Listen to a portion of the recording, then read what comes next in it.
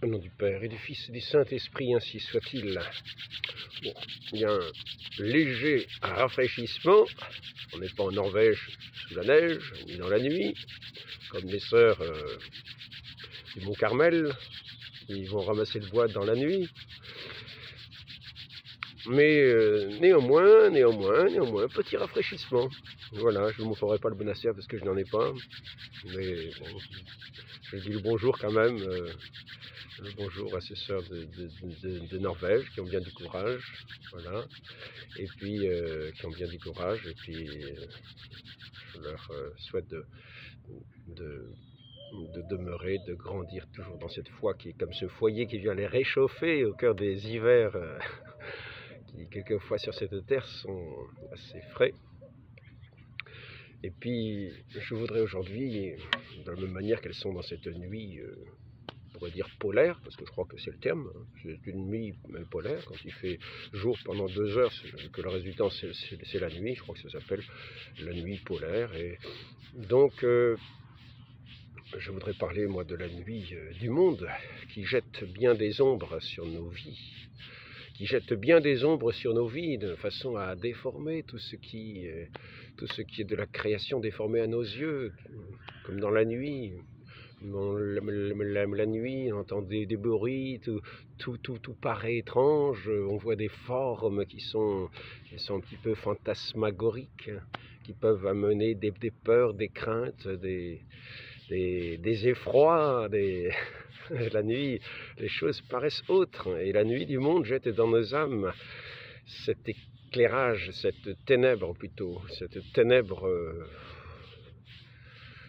de ce qui n'est pas une lumière du péché, de ce qui paraît être une lumière du péché, parce que ça nous fait montrer le monde sous un jour sur lequel il n'est pas. C'est vraiment la ténèbre, Et cette ténèbre par laquelle on voit le monde dans cette nuit du péché, nous amène à considérer toutes choses dans ce qu'elle n'est pas,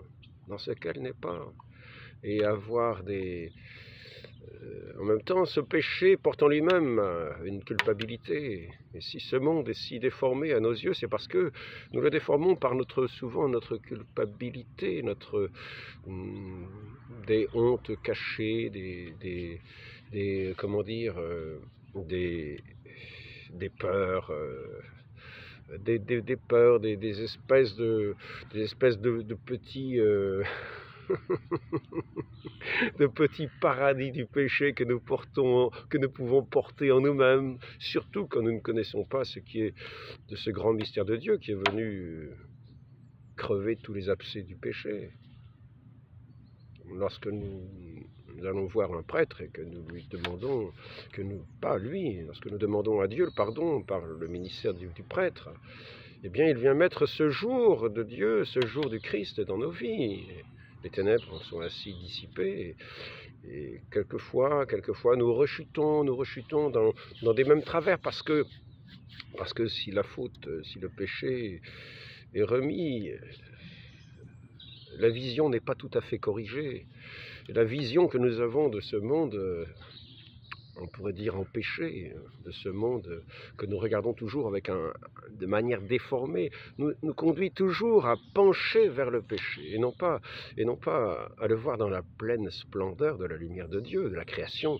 Nous devrions la voir dans la pleine splendeur de la lumière de Dieu, comme en plein jour, comme en plein midi, comme dans la pleine clarté, radieuse de cette création de Dieu sous le soleil de Dieu. Et là, ces rayons de soleil nous amènent, si vous le remarquez, une joie, quand nous sommes dans une certaine joie, quand nous allons par exemple sur un marché, si vous avez l'occasion d'aller au marché, ou si même vous êtes sur un lit malade, et si le soleil vient percer les rayons de ces rayons, la fenêtre, et vous éclairer, ça vous amène un rayon de joie, un rayon de lumière, une clarté qui vient dissiper quelquefois l'ombre de la chambre. Nous sommes si souvent allongés. Et là, nous sommes bien dans un monde souvent blessé par le péché, déformé par le péché. Notre conduite est souvent conduite aussi par cette vue déformée que nous avons, on pourrait dire, par un regard souvent idolâtrique, où toute sa passion rentre dans des objets de ce monde desquels on peut tirer un profit. Par exemple, vous commettez un mal vis-à-vis de quelqu'un, vous lui prenez quelque chose parce que vous avez eu cette passion pour un objet, vous prenez cet objet, et puis ensuite vous avez quand même un certain nombre d'avoir pris cet objet, vous avez un sentiment intérieur de quelque chose qui ne va pas, et puis en même temps vous avez quand même soustrait la possession. Cet objet qui est en la possession de quelqu'un, vous l'avez enlevé, c'est un manque de confiance totale vis-à-vis de cette personne. Alors peut-être vous allez ensuite mal parler de cette personne en disant, oui, de toute façon, c'est un vaurien, il ne mérite même pas d'avoir cet objet. Et finalement, vous voyons là tout ce qui s'est passé à la Révolution, dans les révolutions, c'est l'esprit des révolutions. Ah, ces gens-là ne méritent pas de vivre, ils disent qu'ils ont le sang bleu, mais c'est un sang impur. Le sang impur doit abreuver nos sillons, oui. Donc nous avons des visions ténébreuses. Lorsque nous ne sommes pas éclairés par la lumière de Dieu, lorsque nous ne laissons pas pénétrer la lumière de Dieu, lorsque nous ne regardons pas le monde avec cette lumière de Dieu qui vient éclairer toute chose, comme un petit peu, comme vous avez une lampe de poche, vous avancez comme cela, et vous éclairez toute chose avec votre lampe de poche. Là, vous éclairez toute chose à la lumière de Dieu, c'est-à-dire à la lumière du Christ, qui vient nous montrer l'humanité, qui vient nous montrer la divinité, qui est le chemin du Père, qui le voit le Père, c'est-à-dire la lumière dans la plénitude, l'amour dans la plénitude, rien de caché, rien de ténébreux, rien de honteux, aucune crainte, l'amour chasse toute crainte. Ainsi, lorsque nous regardons toutes choses avec ce regard de l'amour, tous les ténèbres se dissipent, tous les ténèbres de notre vue se dissipent. Encore faut-il avoir ce regard de Dieu, ce regard de cette lumière de Dieu posée sur le monde. Et là, effectivement, là, nous ne sommes plus dans les ténèbres de la nuit, avec les ombres difformes qui semblent déformer toutes choses et nous amener dans des craintes et des peurs. Non.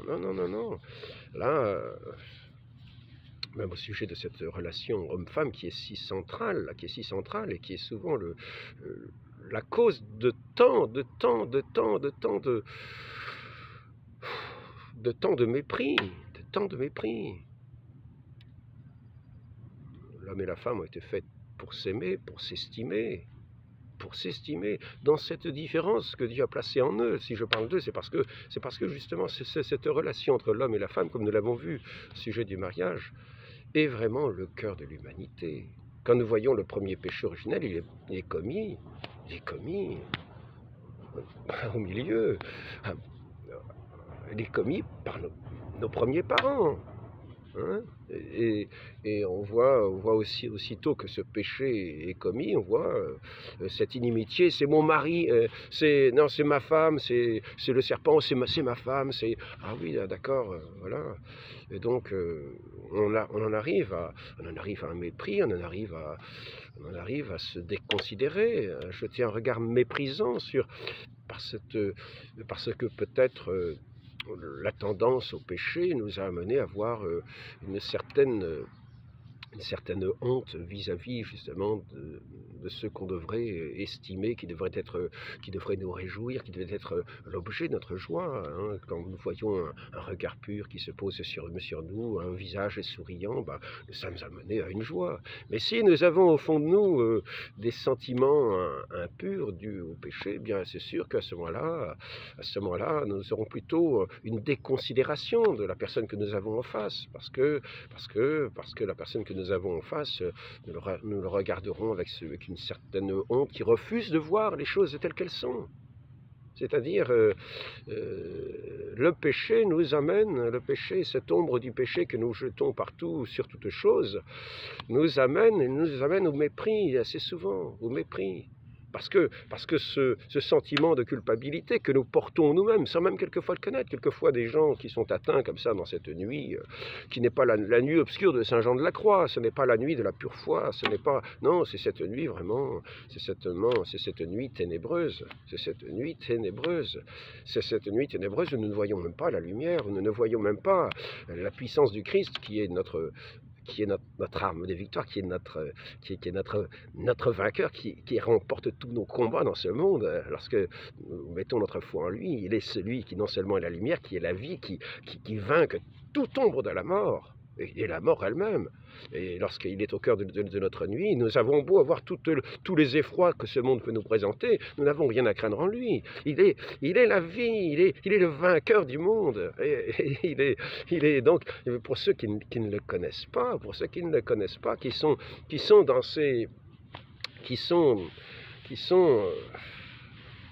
dans cette nuit chaotique, pleine de non-dits, pleine de suspicions, pleine de crainte, parce que la crainte est tapie au fond de notre cœur, car ce n'est pas l'amour, c'est ce sentiment de cette culpabilité que nous pouvons avoir, parce que nous avons pris des choses que nous ne devions pas, regardé des choses que nous ne devions pas, parce que nous sommes entraînés dans des passions que nous sentons au fond de nous coupables, et évidemment, ça va nous entraîner à devenir borgne d'une certaine manière, à jeter un œil ténébreux sur toute chose, c'est-à-dire à refuser de voir les qualités des uns et des autres, parce que nous n'en serons plus capables, parce que nous n'oserons plus regarder ce que Dieu met devant nous avec ces qualités extraordinaires qu'ils ont, parce que nous les aurons portés dans un regard souillé. Et là, je parle de l'impureté, parce que quelquefois il peut arriver que nous soyons attaqués par des tentations d'impureté. Et c'est là que nous pouvons justement faire appel à notre Dieu, comme je vous ai dit l'autre jour, à la Vierge Marie, si pure et si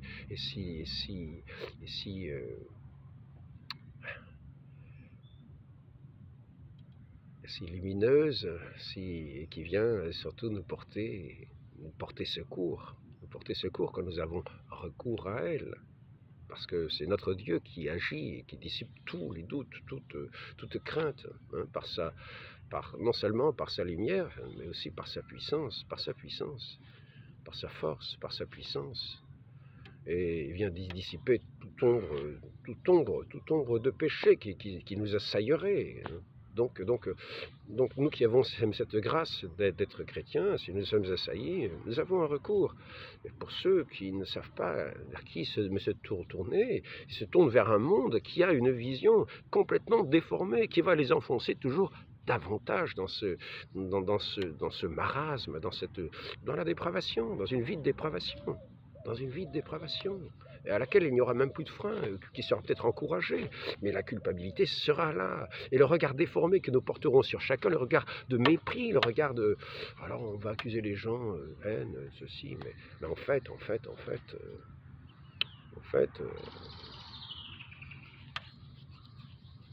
dans les sociétés corrompues, tout pousse non seulement au mépris, mais ensuite à une sorte de haine, à la haine.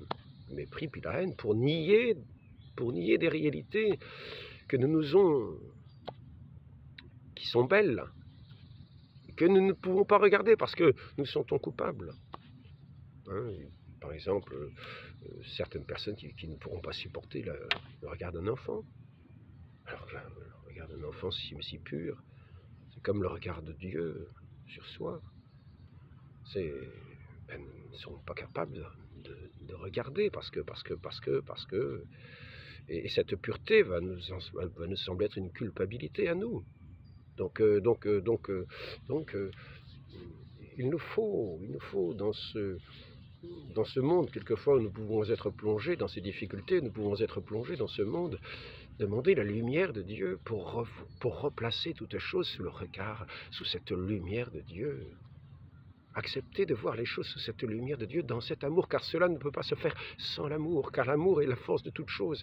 Et l'amour, c'est dans notre Seigneur Jésus-Christ que nous venons le puiser, dans son cœur qui a été percé pour nous, en témoignage de son amour, pour nous, de cette force de Dieu, de ce Dieu tout-puissant, qui est venu se faire enfant, qui est venu ici-bas, qui est venu se faire homme, pour justement vaincre la mort par son amour, qu'il nous donne, qu'il peut nous donner. Demandons-lui la grâce de cet amour, et nous aurons cette force de regarder toutes choses à sa lumière, et de revoir, de revoir resplendir petit à petit la création telle qu'elle est, telle qu'elle est, telle qu'elle est.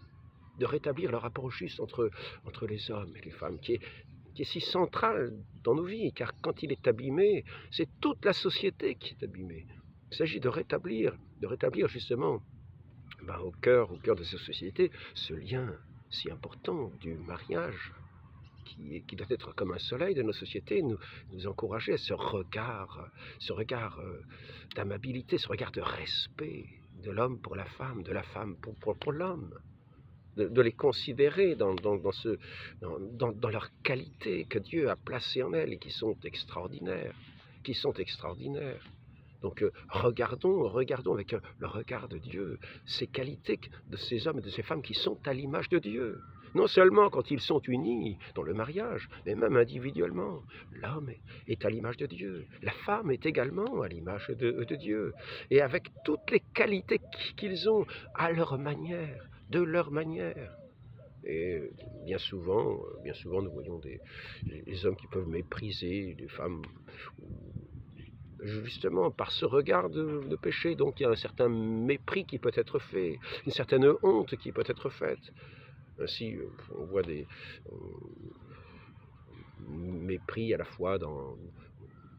Les hommes pourront mépriser les femmes dans leur intelligence, ne pas reconnaître la manière intelligente que les femmes ont d'être, de comprendre les choses d'une manière peut-être qui n'est pas la même que celle des hommes, mais qui est quelquefois plus perspicace, et qui est plus propre à aller au concret, aux besoins du prochain, besoin concret du prochain. C'est pour ça que d'ailleurs il y a eu la congrégation des filles de la charité, parce que peut-être les femmes ont ce caractère de venir plus au concret, aux besoins, parce qu'elles sont faites, Dieu les a créées avec toutes leurs qualités pour être avant tout, pour être mères, pour être attentives à leurs enfants, donner toute leur énergie, toute leur force, toute leur énergie, tout leur être, toute leur intelligence à l'attention de ces petits enfants, de ces petits êtres qui leur sont confiés, avec tout leur amour, tout cet amour. Et la femme qui bien sûr est unie à son mari, qui vit dans cet amour, qui est ce foyer de cet amour, est un rayonnement de ce foyer, de cette vie de famille, le sourire, le charme de cette vie, et qui communique à ces petits enfants, mais cet amour qu'elle a dans son cœur. L'homme n'est pas sans amour. Mais quelquefois, il peut avoir tendance à mépriser la femme, ne pas me reconnaître toutes les qualités, et même dans sa maternité, ne pas me reconnaître ce que c'est que même la maternité, même mépriser à la limite. C'est aujourd'hui que nous en arrivons à des sociétés où la famille devient inexistante, où la famille est méprisée elle-même. Mais c'est le sens de l'humanité que nous perdons. Ainsi, on va briser ce qui est dans une vision déformée de l'humanité. On va mépriser ce qui est estimable, ce qui doit être notre joie, notre douce lumière, notre chaleur qui doit réjouir le cœur d'un foyer, où cet amour est comme un resplendissement qui réunit tous les jours ceux qui se côtoient dans cette maison. Il faut travailler à alimenter ce respect mutuel, en posant un regard de respect, de reconnaissance. Et quelquefois, c'est la femme qui, elle, pose un regard de mépris sur l'homme. Peut-être aussi a-t-elle des façons de le considérer, peut-être aussi une tendance, je ne suis pas une femme, une tendance à certains regards d'impureté d'une certaine manière aussi, et qui font que finalement elle va aussi le déconsidérer d'une autre manière. Et on voit aujourd'hui tout ce féminisme qui paraît, qui semble être une haine de tout ce qui est de l'homme. Mais c'est de la même manière, c'est une haine de la création de Dieu, une haine de Dieu lui-même. Il faut nous apprendre à regarder à la lumière, avec la lumière, avec la lumière de Dieu. La lumière du Créateur, la lumière de ce Dieu créateur qui nous fera considérer toutes choses pour nous réjouir des dons des uns et des autres. Et non pas toujours mépriser, rejeter dans le mépris la catégorie différente. C'est pour ça là que le rapport entre l'homme et la femme dans la société est essentiel. Il est essentiel parce que c'est justement le rapport de l'un avec l'autre. Ils sont essentiellement dans une différence. Et ils doivent s'aimer dans cette différence. Non pas se mépriser dans la différence, mais s'aimer dans cette différence, s'apprécier dans cette différence. Non pas mépriser les qualités des uns et des autres. Donc, il ne s'agit pas de déconsidérer, de piétiner d'une certaine manière. Il y a des quantités, il s'agit de poser un regard juste, même du point de vue de la considération de l'intelligence. Voyons des femmes admirables qui sont écrivains. Ce n'est pas forcément qu'elles ont à être écrivains, mais parce que ce qui est important, c'est cette vie à laquelle elles sont appelées. Elles ne sont pas forcément appelées à être astronautes. Elles peuvent, avec des capacités que Dieu a données aux femmes pour être, mettons, astronautes, pour être chasseurs alpins, j'en sais rien, moi, pour être, on en voit qui font qui gagnent il y a 3 ans, je crois, il y a même une femme qui a gagné une course de 4000 km en 10 jours, une course en vélo, donc c'est quand même extraordinaire, à travers les montagnes, etc. Donc les femmes ont des qualités qui sont extraordinaires, mais les qualités principales, c'est cette qualité de cœur, de ce Dieu qui vient habiter nos cœurs, nous donner la vie, et surtout, elles sont appelées à être mères, à utiliser toutes leurs qualités de mère, et être reconnues ainsi par leur mari, appréciées dans ce qu'elles sont, et aimées dans ce qu'elles sont. Et de la même manière, les femmes doivent aussi respecter leur mari qui les entoure de toute leur attention, de toute leur capacité, de tout leur travail, de tout, et reconnaître les qualités des uns et des autres. Mais voilà, nous sommes dans un monde qui malheureusement méprise, parce que c'est le monde du péché. Donc nous ne sommes pas sous la lumière de Dieu, nous sommes comme dans une nuit chaotique où nous voyons tout déformé avec des craintes et des peurs, parce que le péché tapit au fond du cœur, dans nos consciences. Et nous n'avons même pas connaissance du péché. Nous disons, oh, je ne me sens pas bien, je suis fatigué, je vais prendre des médicaments, oh, j'ai besoin de médicaments, je fais une dépression, je fais ceci, je fais cela. Les dépressions, c'est une chose de mystérieux, je ne m'avancerai pas à savoir si c'est...